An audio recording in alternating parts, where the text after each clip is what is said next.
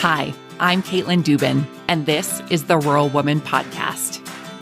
I'm a first-generation farmer who married into agriculture. Born and raised in a city, I was so unfamiliar with where my food came from, but I was determined to figure it out. Through my journey into agriculture, I saw women who were strong but humble, often taking a back seat. To me, these women were leaders who deserved a seat at the table.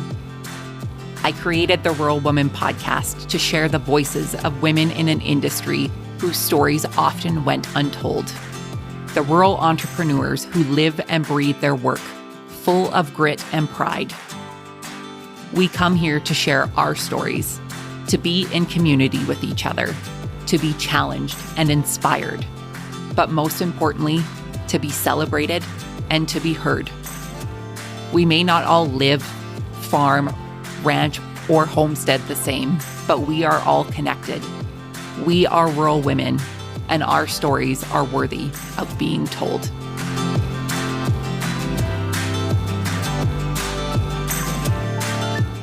Hey everyone, welcome to this week's episode of the Rural Woman Podcast. Today you'll meet Kendall Ballantine. At the age of 27, Kendall ditched the power suits of her corporate career as Director of Operations in grocery supply chain for a life in gumboots on the farm where she opened her business, Central Park Farms. Fast forward, and 8 years later, Central Park Farms employs a small team and is a growing direct-to-consumer producer of beef, pork, and chicken supplying the Metro Vancouver market. In addition to her farm, through her business, Marketing for Farmers, Kendall provides mentorship and education for farmers and ranchers throughout North America, giving them tools to grow their businesses online. I'm very excited for you to get to meet Kendall today and hear all about her story in growing her farm, Central Park Farms. As well, Kendall graciously agreed to record an extended episode with me of how to market yourself and your farm. So the patrons of the Rural Woman Podcast at tier 10 will have that automatically downloaded to their phone. And if you are interested in hearing Kendall's extended episode, head on over to wildrosefarmer.com and learn more about joining us over on Patreon in supporting the stories of women in agriculture to be shared through the Rural Woman Podcast. All of that information is in today's show notes, so please head on over to your show notes to learn more. Without further ado, my friends, let's get to this week's episode with Kendall.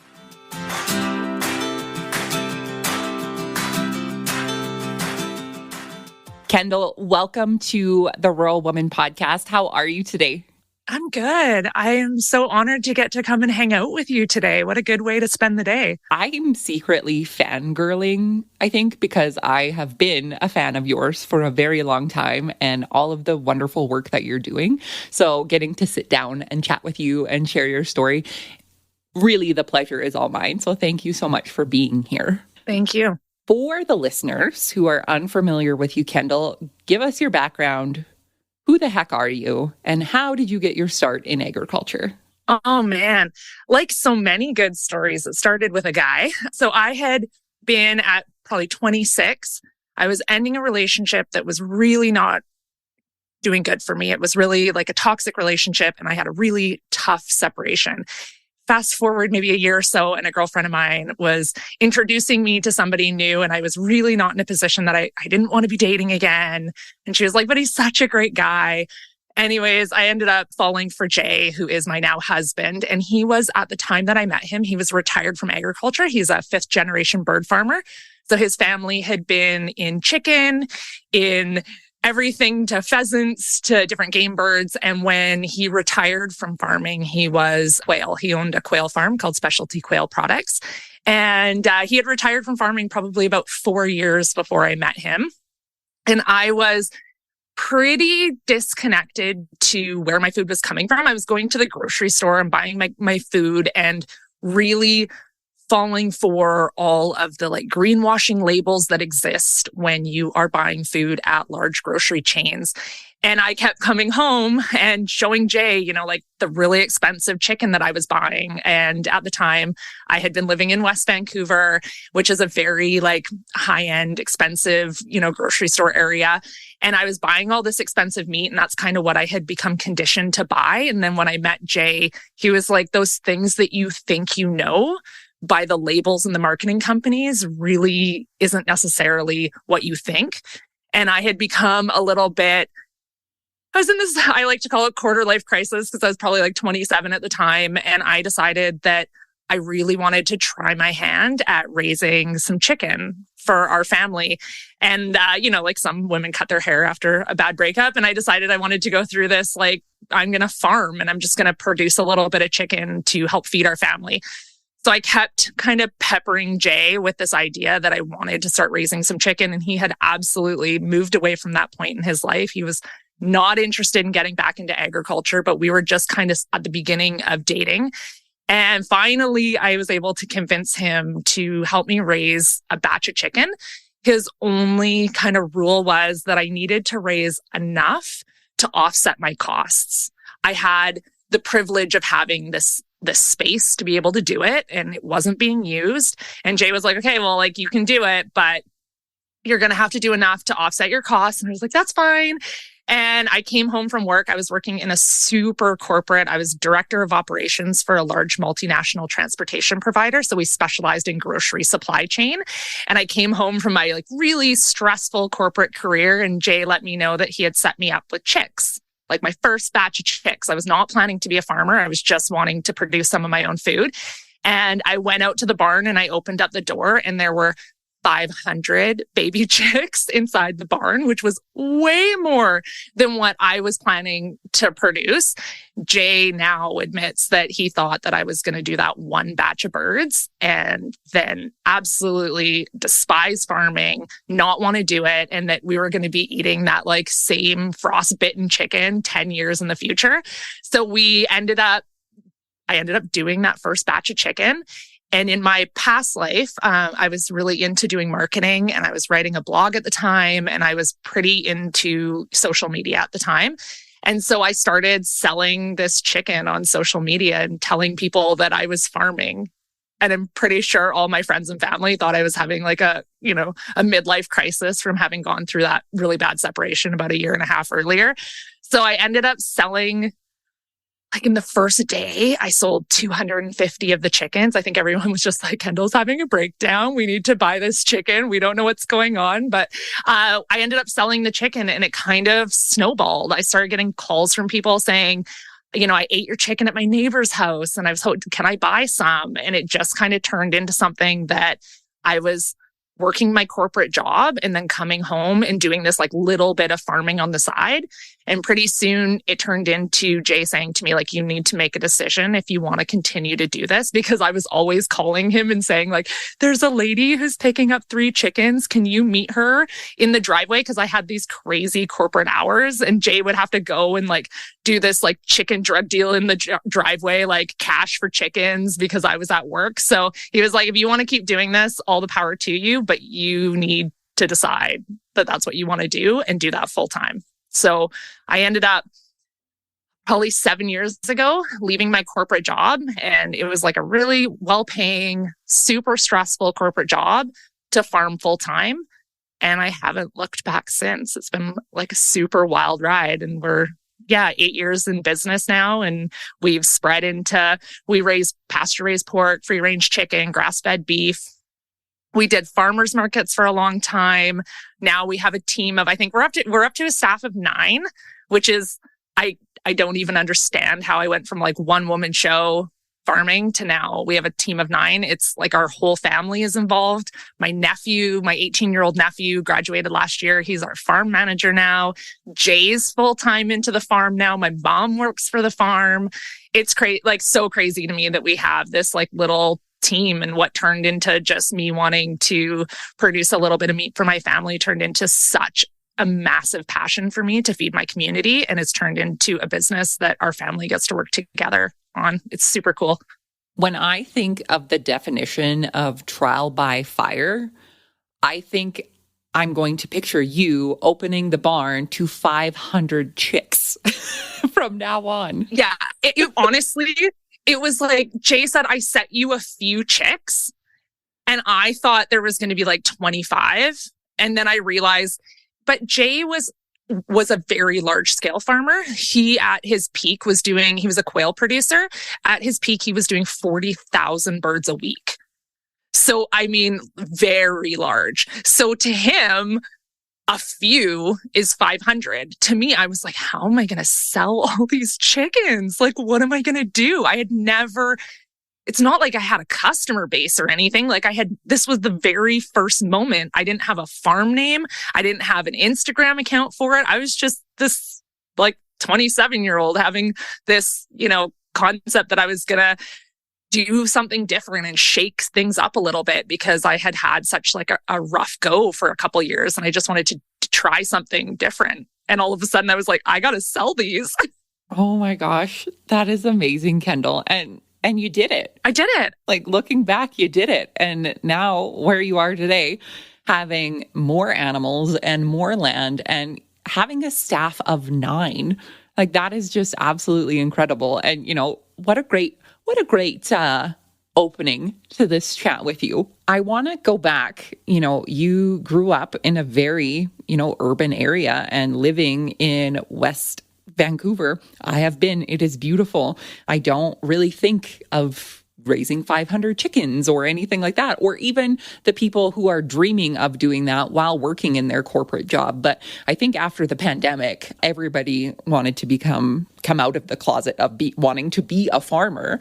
But what was your connection to food growing up? You shopped in a grocery store. Where did that food come from for you? Yeah, it was bizarre. So I was born and raised in Langley, which now is a pretty big community.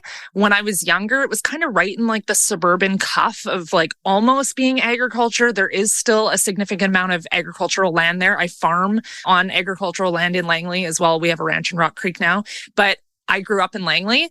Then I had gone to Vancouver and kind of came back to Langley. But I grew up with a family who, like, my mom worked full time for a while when I was young. My mom actually worked 2 full-time jobs. So like my mom is this absolutely incredible powerhouse. Like she is the most amazing mom ever. I'm so honored that she works with me now. But we definitely didn't, like, I wasn't shopping at farmers markets. I didn't have connection to where my food was coming from at all. Like that wasn't part of our life. When I started selling at a farmer's market, I had never shopped at a farmer's market, not even a single time. I couldn't have gone more 180 with this if I had tried. When I got older and I started doing my own grocery shopping, I certainly at least attempted, when I was looking at the labels in the grocery stores, tried to kind of decipher what these different labels meant and tried to buy, the quality of products that I felt like aligned with what I thought I was getting based on those labels. But I certainly was super disconnected to where my food comes from. Yeah. And I just find it really interesting for people who never grew up in an agriculture setting or even lived really close to one and just had no idea what was happening outside their front door. For me, I grew up 20 minutes from where I'm sitting today, and I had absolutely no idea what people were doing out here. I just passed these beautiful fields while I drove to an even bigger city to go shopping or whatever it was. But you had a very interesting job, and, being the director of operations and dealing with the grocery supply chain. I'm curious to know, you as a consumer obviously had misconceptions about your food and labels and that kind of stuff. But, you got to deal with customers from grocery stores, whether that be the owner of the grocery store or the consumers themselves who are buying things. What were some of the biggest misconceptions that you look back now and think, wow, I can't believe I didn't know that? Well, the thing is, so I managed supply chain, meaning I hired all of the companies that would move freight for so many grocery stores, like the big box retailers, your Costco's, all of those, as well as the actual products that are going into the stores. So I knew nothing about agriculture. I knew nothing about farming, but I know a ton about where product comes from throughout North America, how long it's in transport, what the impact is of, food miles to actually get product from where it's produced to where you go into the grocery store and buy it. I have a very clear understanding of what that looks like.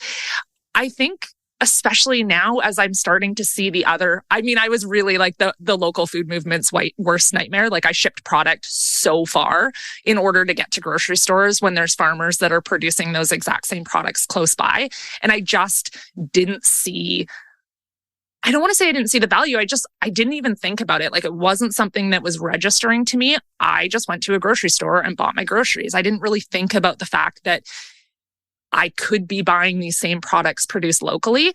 And I think there's a big disconnect there when we talk about, environmental impact of certain products. I'm a meat producer. So of course there's a lot of conversation around that. And I think it's a matter of taking that shift in perspective and realize that there's a lot of environmental impact to ship the products as far as I was shipping them. And there's a lot that goes into that. And it's kind of that idea of like, is it still fresh after it's been shipped this far? And like, are we looking at what the environmental impact is of these products when we get them into grocery stores? So I think there was a big learning curve for me once I actually got into producing local food, which is another reason that when Jay came to me, he was like, hey, like, I don't know how much. He was self-employed still at the time. And he's like, I don't know how much I'm going to be able to continue to support, the lady picking up 2 chickens and, interrupt my work day to go and help her. Is that I really felt like all of a sudden in my day job, I was shipping product so far into grocery stores and I was working with all these massive grocery chains and all these huge companies. And then I'd go home and I'd be on social media trying to tell my community, like, please eat local and buy my local product and support local farmers. And I was like, this is really the exact opposite of what my day job is. So I need to make a decision which team I want to be on and which lane I want to get into, whether that's going to be doing what I'm doing in my day job or whether it's going to be really leaning into supporting local agriculture. And you obviously chose the latter of those. And I did. I chose the way more challenging one of the two and the least financially, smart, but it was a good choice and one I'm happy to have made. Yeah.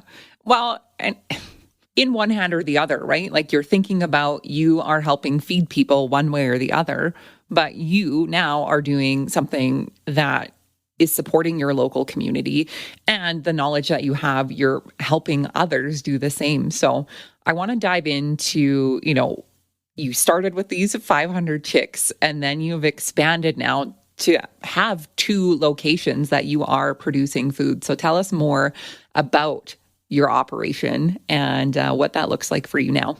Yeah. So when I started out, like I said, Jay had been a farmer for so long. So I was really privileged in this concept of I married into agriculture, but I did it in a really kind of different way. I married into agriculture from a family that's multi-generational, but they had all retired from agriculture before I met Jay. So when I came in, they weren't in agriculture. They weren't actively farming anymore. But I had the privilege of having land access in one of the most expensive areas in Canada to farm. I had some equipment access. I mean, certainly we have long since upgraded a lot of that equipment. But when we were first starting out, I had access to a livestock trailer and I had access to, feeders and waters and barn space and all of those types of things that made it so much more feasible for me to be able to jump in to agriculture in the capacity that I wanted to jump in. So it was a little bit of a different technique or a different kind of upbringing as getting into agriculture for me. We do farm in such an expensive area. So when it was time, we wanted to bring in cattle into the operation. It was something that Jay actually, a couple years in, he was like, why don't you get into doing large livestock? Why don't you do cattle? So I ended up adding cattle into our business. By that point, Jay was much more involved, starting to get into the day-to-day operations. I'd kind of sucked him back into farming. So we decided to get some Angus cattle and start that. But in Langley, it's so hard to buy. It's so hard to find large pieces.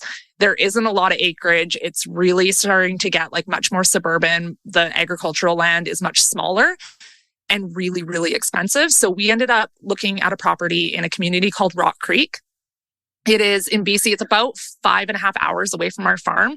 And it's in a community of 181 people. So super rural. It's completely off grid, but it was farmland that I could afford to buy. It was farmland that Jay and I were able to acquire. So we ended up buying that.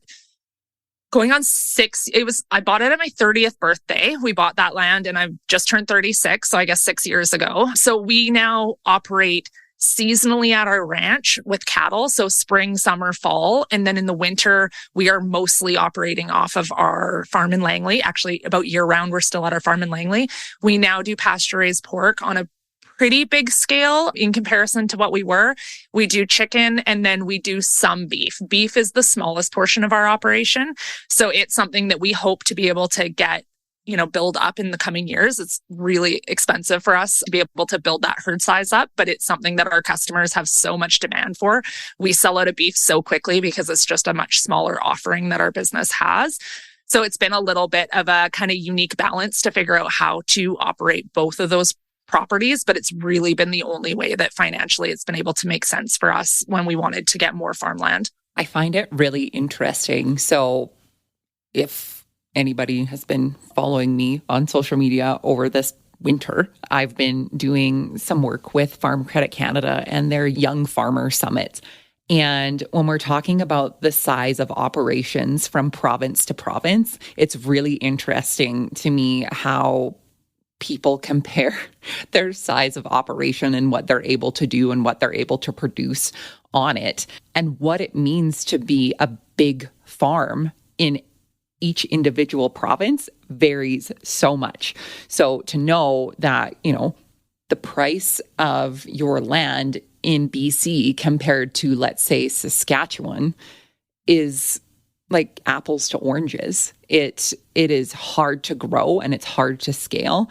And for me to think of having to have another operation 5.5 hours away, I have a problem driving the 15 minutes to the one field that we have to deliver dinner or to move equipment there because I'm just like, 15 minutes? That sounds like a really far way to go. But 5.5 hours, that's a big commitment.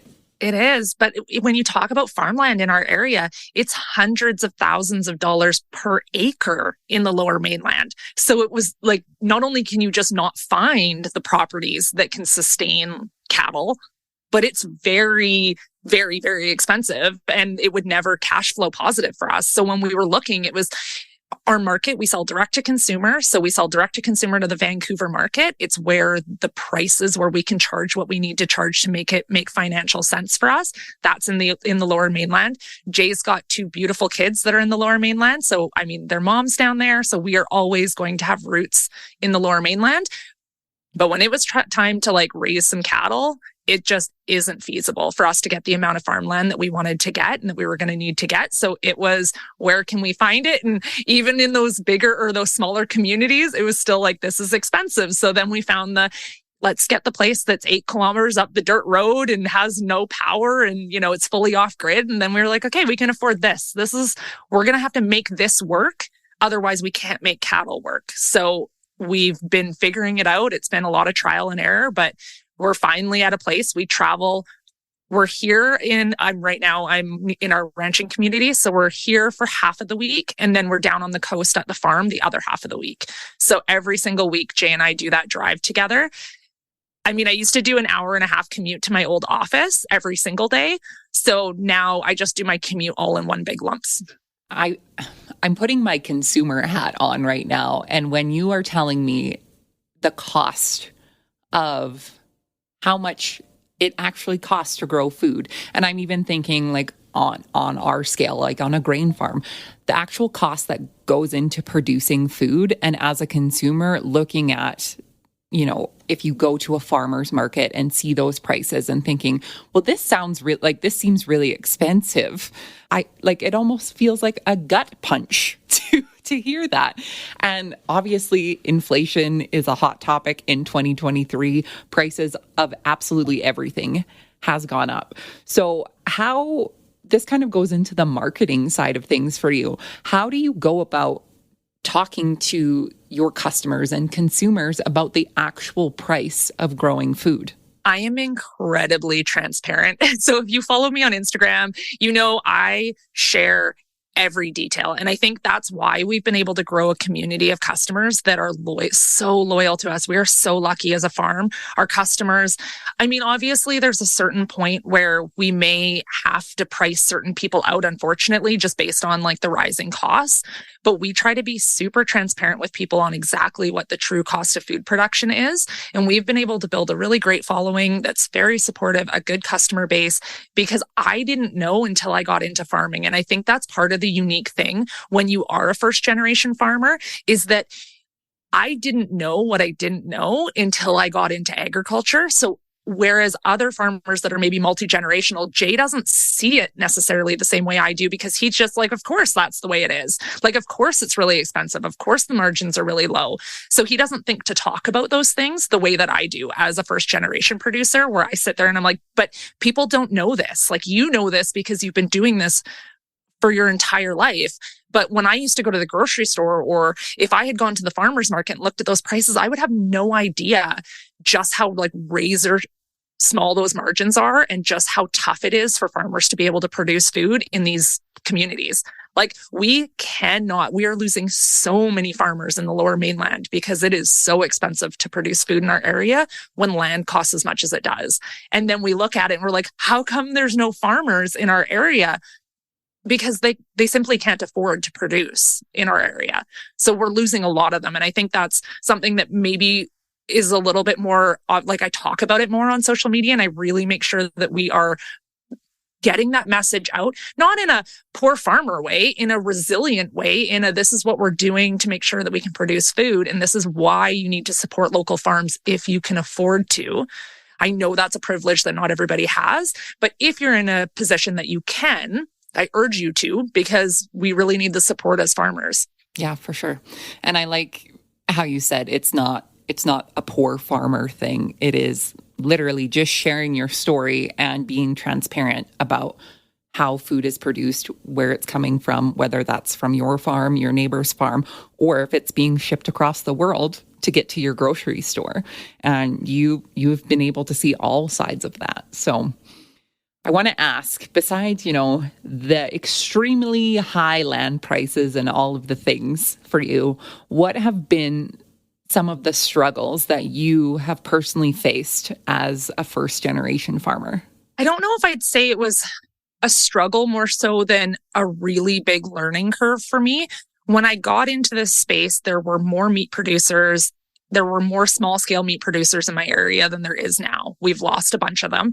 And when I first got into it, I really kind of did that. I didn't know enough about farming. So I had to look at the other farms that were doing what I was doing and kind of not mimic, but try to see like, what is their messaging and what is their this? And one thing that I am embarrassed to say now, but at the time I didn't realize, I marketed on the standpoint of like, what I'm doing is better than what other farmers are doing. Like, I am better than, you should buy from us because we're doing this, versus like quote unquote commercial farms. I took the stance that I see a number of farms taking, where it's almost like us versus them, large agriculture versus small agriculture. And that is something that really, I'm looking back, like I cringe at that concept now. All agriculture has value, and we don't need to market ourselves, even as small producers. Even when I was doing 500 chickens in a pasture-based model, even though I so deeply believe in the type and style of agriculture that I am doing, there is a place and a reason for all agriculture in North America.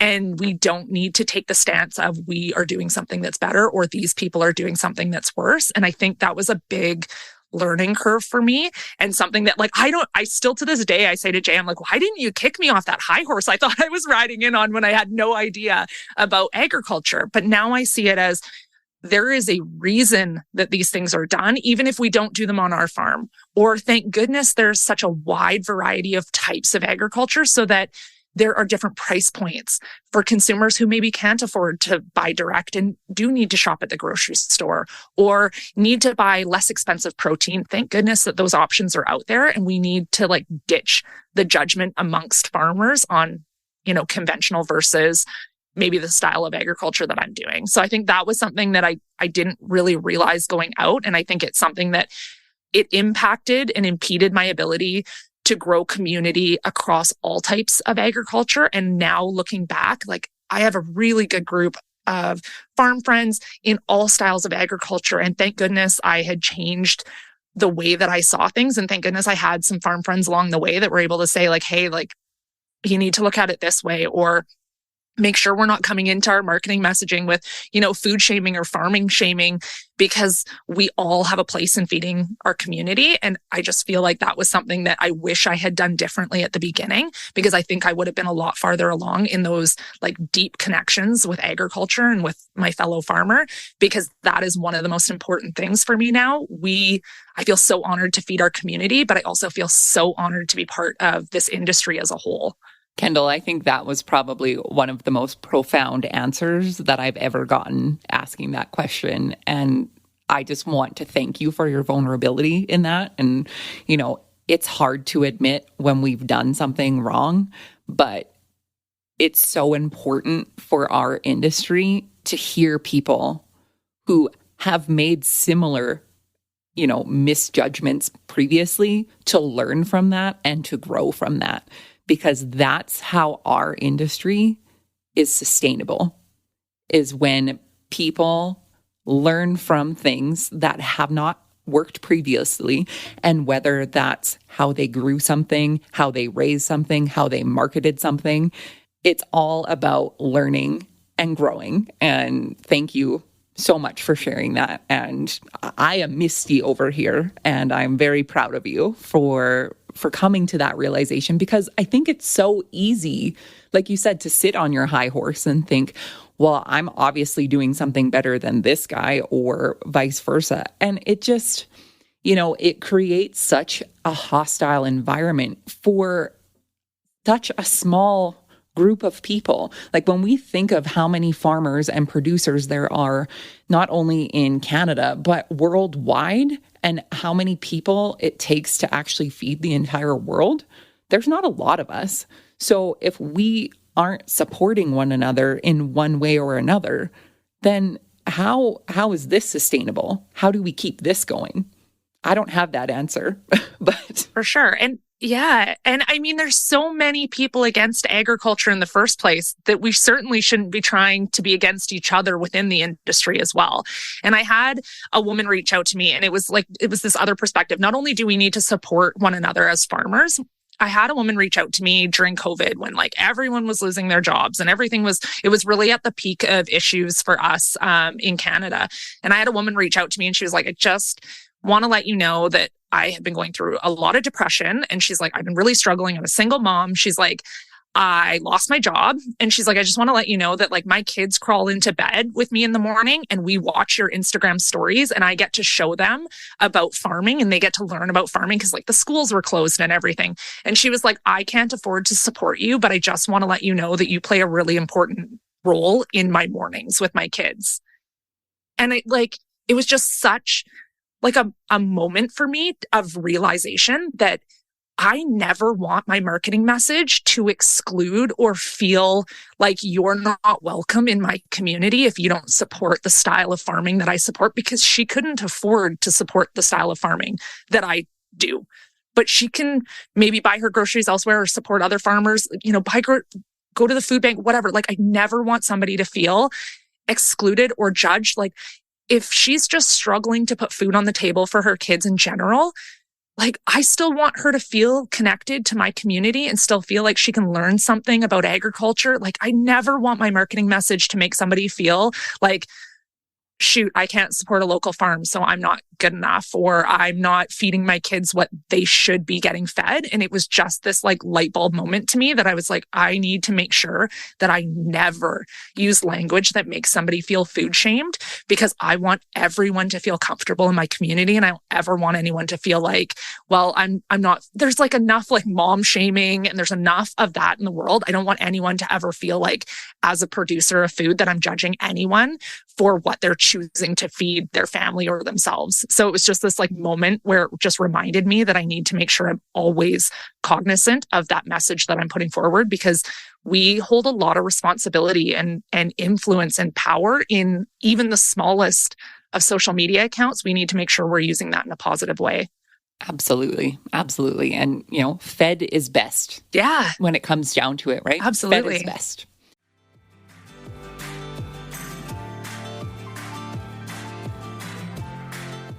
You have heard me tell you all about the amazing benefits that come along with being a patron of the Rural Woman podcast through Patreon. But I wanted to share with you a few testimonials from the patron gang themselves. Patron Bev and Sam from the Drink and Farm podcast write, "We love supporting the Rural Woman podcast because farm stories matter. No matter how or why you farm, your story has the potential to inspire, give new ideas, and bring a different perspective to another human. And those are the gifts that keep on giving. Our stories are what allow us to connect, celebrate, and grieve with each other. Supporting that brings our hearts joy. Plus, we think Caitlin is pretty awesome." Join the ladies from the Drink and Farm podcast in supporting the stories of women in agriculture through the Rural Woman podcast, starting at $2 a month on Patreon. Visit wildrosefarmer.com to learn more.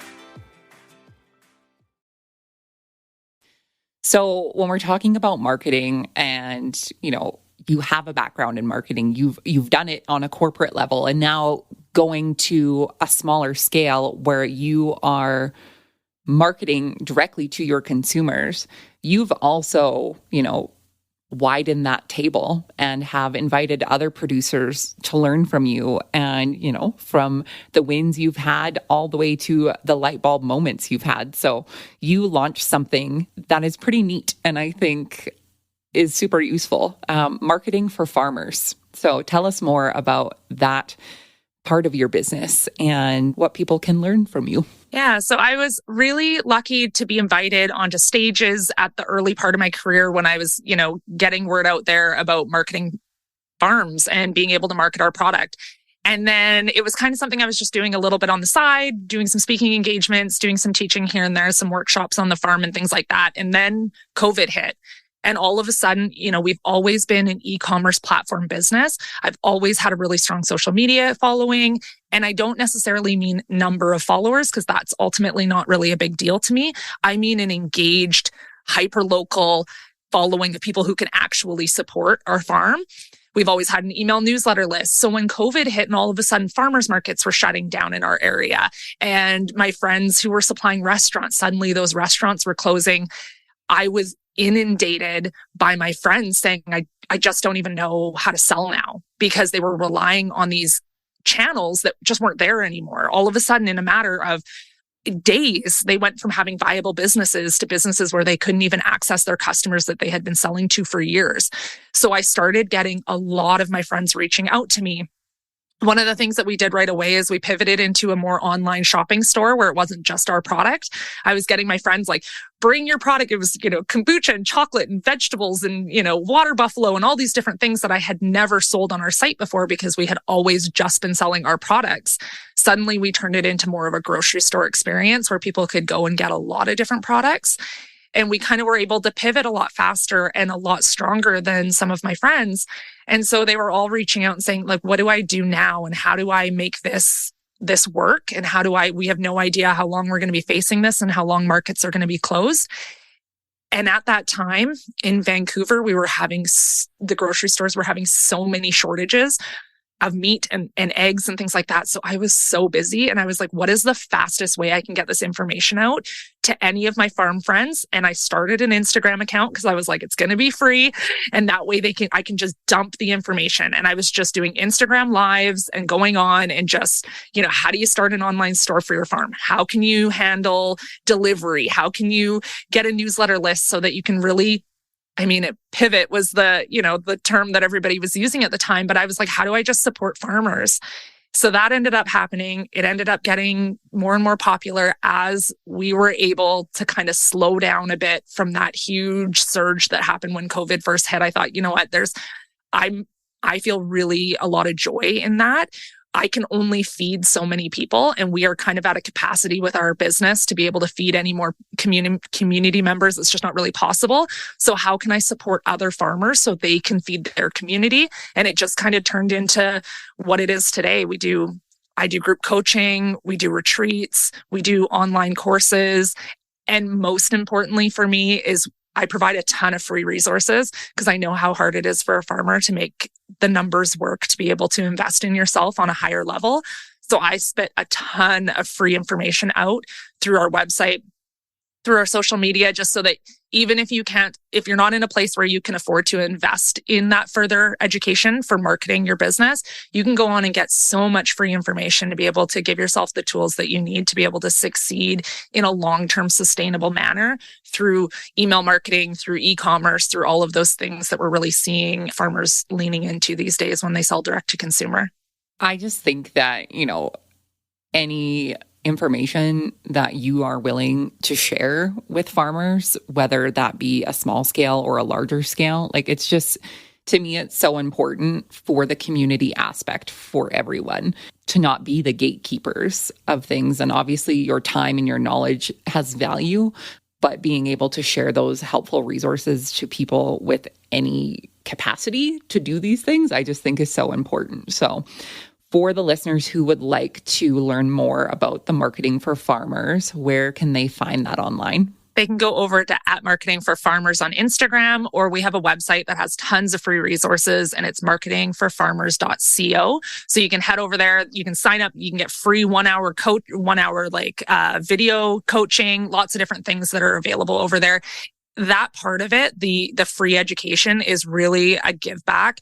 There's been so many farmers through the years. I knew the marketing end of it. I didn't know the first thing about farming though. And there have been so many farmers through the years that have helped me with all of the things that I needed to know about herd health and everything on the farming end of things. Somebody had to be generous enough to teach me.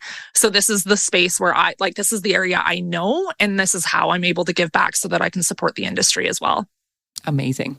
And those links will be in the show notes for anybody who would like to reach out and connect with you. All right. We're going to jump into the rapid fire questions. Are you ready? Hopefully I've had enough coffee. I'm ready. All right. What is one tool on your farm that you could not live without? My phone. I know that's the weirdest, but literally I wouldn't have a business if it wasn't for the technology connection to be able to connect directly to my customers, my phone. Isn't that wild to think of? It is. It's so wild. I remember when Jay and I first met and he was first trying to teach me how to farm. He kept saying to me put your phone down. I can't teach you how to farm with a phone in your hand. And I was like, then you're not going to need to teach me how to farm, because if I don't have a phone in my hand, I'm not going to have the customers. If I'm not taking the videos, then there's no point in teaching me because I won't be able to sell it. And now he's the one that's like, Kendall, the cows are doing something cute. Grab your phone. So it's been, because he doesn't even have Instagram. He had an iPhone 4 until last year when he ran it over with a tractor. Jay is the opposite of tech. So now he sees that it drives our business. So I don't need any of the other tools unless I have that one. Amazing. Amazing. What is one chore that you absolutely love to do? I love building fences. I love fence building. When it is done and you look and it's straight and I would be a fence builder. If farming doesn't work out, I'm just going to become a fence builder because I love building fences on the farm. Yeah, I don't feel like I have the capability of ever making a straight fence. So you obviously have this skill and obviously the love for it. So when you have some free time, you can head on over here, help me. Yeah, I can swing out your way. Yeah, help me build a fence, why don't you? So, all right, I want to do the exact opposite. If there was one chore that you never had to do again, what would it be? Scoop poop. I've scooped a lot of poop in my day. Not that I won't still get in there, but I mean, if I didn't have to, I'd be all right with it. Yeah. You know, they say it's a shitty job for a reason. Yeah. And I used to be just me, so I did a lot of it. It's funny because every once in a while I'll go to the farm and actually like get into a job like that still. And like my nephew, who's our farm manager, or we've had different, teenagers or young people working on the farm, and they all look at me. I'm like, try to tell me how to do it. And I'm like, I did this by myself for years. I got it. I can still do it. Sometimes I got to remind them that I can still do it. Right. Exactly. You just got to show up and, do the shit job and literally and figuratively and show them how to do it. So. Yeah, exactly. Kendall, my last question for you is, what is the most rewarding part about being a rural woman for you? It comes down to community. I am so honored to be part of the community of rural women who are doing big things. And I feel just so privileged to be able to call these women friends and, work alongside them. And I think there's been such a shift in these recent years, thanks to people like you who are telling the story of rural women so that we can have that feeling of community, even if we are in a town of 181 people where it doesn't feel like we have that community inside of our own town. The fact that we can stick some headphones in and go for a walk and listen to your podcast or jump online and get some, group coaching or whatever it is to be able to find that community across North America is just such an incredible thing. And I'm so honored to be a part of it. I am honored to be a rural woman right beside you and in those earbuds and share the stories of incredible women like you. So thank you. Thank you so much for coming on and sharing your story. It's been a great chat with you, just like I knew it would be. For the listeners who would like to connect with you online, where can they find you? So my farm is Central Park Farms. So you can find us centralparkfarms.com. Over on Instagram, which is where I'm most active, is at Central Park Farms with an S at the end, farms. And then marketing for farmers. So those are my two main areas that you can find me. If you find one, you'll find the other because they're usually kind of linked together, but that's where I'm hanging out in my corner of the internet. Perfect. And those will be linked in the show notes so people can find you and connect with you. Awesome. Thank you again, Kendall, for sharing your story with us today. I truly appreciate it. Thanks for having me.